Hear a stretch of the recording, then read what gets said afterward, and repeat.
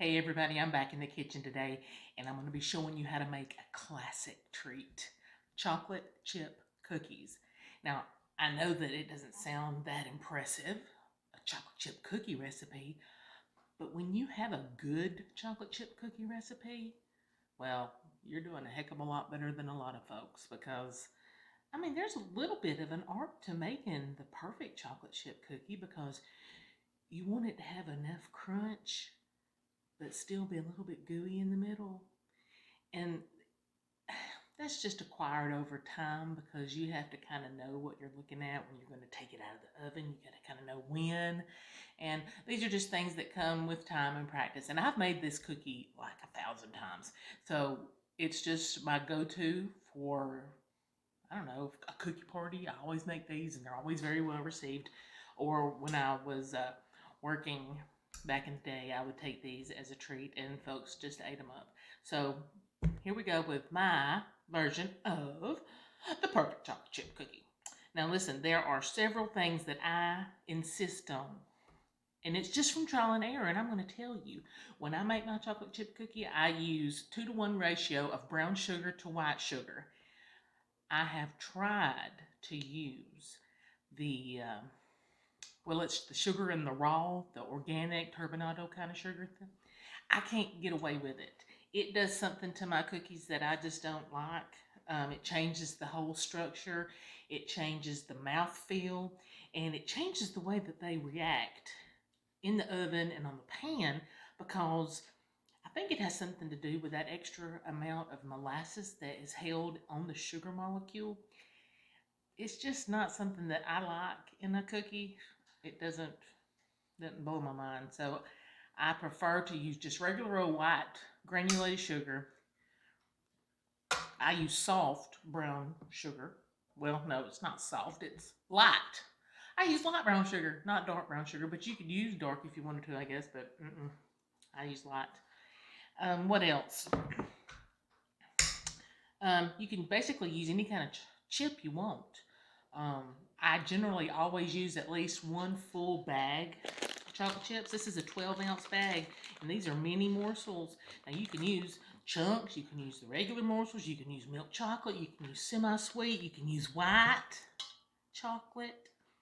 I'm going to be using a mixture. I'm going to use this whole bag of minis and then this 1 cup of the white because I like the contrast and I like the flavor of the white, and I don't know, it just makes for a great cookie. So here we go. I have got 2 sticks of softened butter. I have used salted. I believe everything needs salt.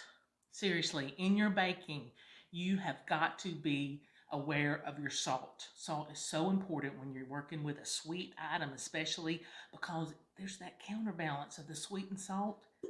You just got to use the salt. I'm sorry, I know some people don't understand it. Well, you don't have to understand it. I'm just telling you how to do it. You got to have some salt. So I use salted butter. If you want to use unsalted, that's your business. You're hard-headed, but I'm telling you, you can do what you want to do. Now I'm going to put my whip on here. Well, it's not my whip, but it's my paddle. And I am going to raise it up. I'm going to get this cream together.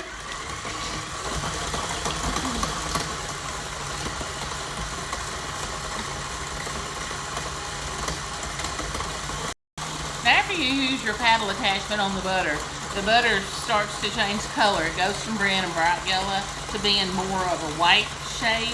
And that's just because you're getting air incorporated into the butter structure. And so the yellow is slowly fading, and what you're left with is a lovely pale yellow product. And that's exactly what we want to see. So I'm going in with 2 full cups of light brown sugar. Turn it down, lower it, and boom. And then I'm going in with 1 cup of my granulated white sugar. And we're going to blend again to incorporate it. Now this really is an easy cookie to make, and it comes out just about perfect every time. Now there are some variations. If you want to throw some nuts in, it works perfect with that. Throw a cup of pecans in or a cup of walnuts. You could put raisins in. I have even thrown in a little oatmeal with raisins and chocolate chip, kind of make one of those everything cookies. And it was tasty. I mean, it's not my favorite, but, you know, you gotta step out of your comfort zone sometimes and try new things, or, you know, why not? So we're gonna scrape the bowl down just a little bit because we want to get all that butter off the bottom. Don't leave a thing because we need it all. We need all that butter mixed in with the sugar. Make a nice mess. And in the meantime, I've got my oven preheated to 350 degrees. So don't forget to do that. Alright, this is looking good. Now there's no set time. I'm not going to tell you cream your sugar and butter for 3 minutes exactly. Because, well, I don't know how long to do it. I just eyeball it and think, okay, well, it looks pretty good to me. So I'm going to start with my eggs. I have got 3 eggs cracked in this bowl, and I'm just going to kind of add them one at a time and start working them in. Whew.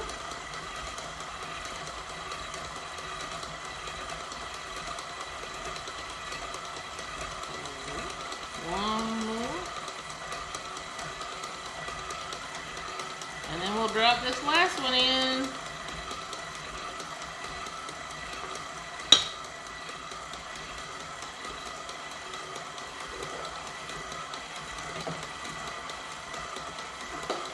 And it is coming together just the way I want it to. It's nice and creamy looking. I am going to, once again, scrape down the sides.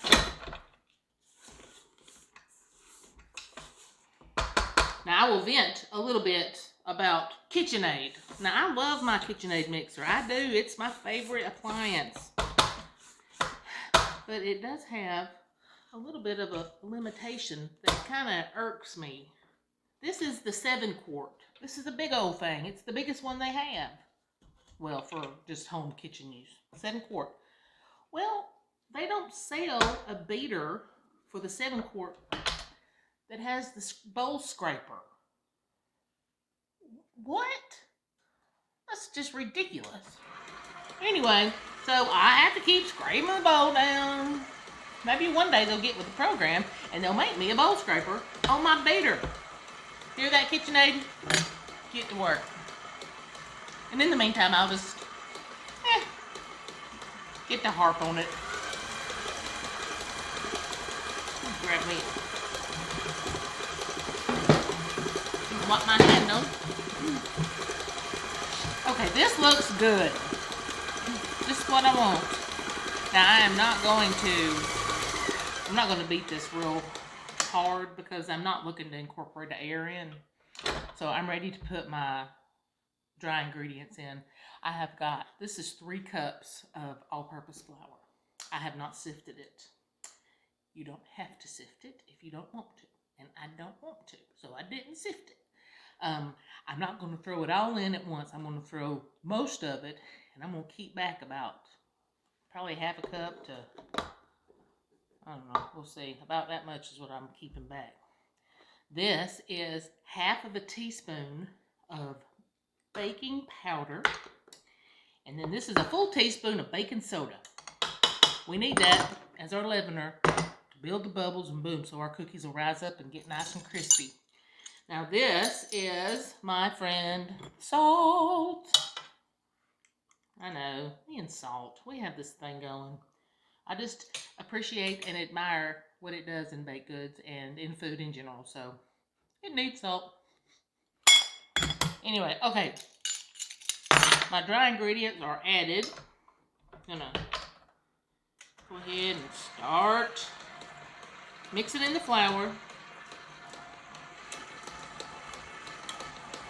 Doesn't take long to get it to come together either. Go ahead and get my vanilla, because you know I love some vanilla. Now this dough is coming together just beautifully. And I'll tell you, you can kind of gauge how much flour you're going to need depending on what it looks like at this stage. If it is just not coming together at all. Of course, you're going to need to add the rest of your flour. I think that I could probably get by with this, but I want the cookie to rise up and hold together well. So I'm going to go ahead and add the rest of my flour, just because I think that it warrants it. And if it was a humid day, well, that plays a part in it too. So baking in general is a science. Now, you can say that cooking is just willy-nilly, hit or miss. You can do what you want to do in most cooking scenarios, and, you know, it'll work. But in baking, you have got to hold your mouth right in a lot of instances, or else it's going to flop, and it's not going to turn out right. So, and I'll show you what I mean, because yesterday I made a batch of these cookies, and I used that turbinado raw sugar because I wanted to see what would happen. And I thought, well, because it tastes so good in my coffee, and because it's just got that molasses on it, maybe it'll do great in these cookies. It did not do great in my cookie. It messed up the whole stinking batch, so I'm doing another batch. I figured I'd shoot it for you. Anyway, okay, I am going in with a full heaping tablespoon of vanilla extract. Don't use imitation. Do not do it. If you're going to use imitation vanilla, switch your channel to somebody else, because I can't. I just can't tolerate fake vanilla. It's gross. And it's got stuff in it that you don't want to be putting in your body, or in your kid's body, or in your friend's body. So don't do it, y'all. I know it costs a little bit more, but it is what it is. So, all right, this looks good. I'm gonna pull a little bit of this batter off the side. Now you see what I'm working with? It sticks to the stick. See? It's nice and thick, and I have to work at it if I'm going to knock it off of this paddle. So this pretty much tells me that this is how I want my dough to be. I want it to be just like this. It's not runny, it's not gross, and it's ready for my chocolate chips. So here we go. I'm adding this full 8-ounce pack. Actually, this is a 12-ounce pack. Yeah, 12 ounces of chocolate chip mini morsels. And then we're going in with this full cup of white chocolate. And if I had some pecans or something, I would add them, because I love pecans in a cookie, but I don't have any, so we're just going this route. And we're not going to beat it. We're just going to mix it for a second or two just to get those chocolate chips covered in all the good dough. 1, 2, 3, 4, 5. That's all she wrote. See? Easy peasy. I'm going to lower this down. Take my blade off. Now I can just kind of work this dough off of this beater. Now, ultimately, for perfectly shaped cookies, what I found works the best is to preform them or shape them with your little cookie scoop. Put them on a plate or something and stick them in the refrigerator and let them all get to one uniform cool temperature. They don't have to freeze, but you want them to chill, because that way when they start baking, they're not just going to go and melt on your baking sheet. They're actually going to hold their shape, and as the heat penetrates them, it's going to start baking, and it's going to slow that spread. Now, I know I sound like I know what I'm talking about, and I kind of do, oddly enough, but I mean, it makes sense in the grand scheme of things. So, anyway, I've got all my stuff set out here that I need to move so I can keep going making my cookies. Making my cookies. So, these are my baking pans, and I have got them spread with a piece of parchment paper. And I'm going to go ahead and bake off one sheet so you can see what happens when I don't stick them in the refrigerator. Since I used all the flour, I think that it's going to be fine. I think that they're just going to cook up beautifully. Now, if it was a nasty hot day and I didn't have the air conditioner running real high, they might just kind of spread out and be ugly if I tried to bake them straight out of the mixing bowl. But we're taking a chance, folks. We're living on the edge. But I think we're okay. I really do. So, and this is a 1 tablespoon cookie thing. I keep wanting to call it an ice cream scoop, but it's not. It's a cookie scoop. And 1 more. And we are on our way. So, here we go. See how easy peasy that was? They're all kind of look the same. Going in the oven now, I'm going to bake these off. I'm going to set the timer for 12 minutes, and I'm going to look at them.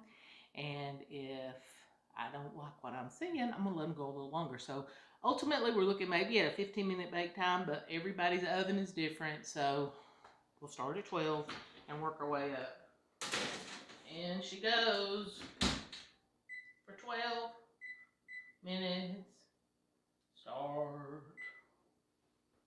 So I'll be back in a little bit and let y'all see what's going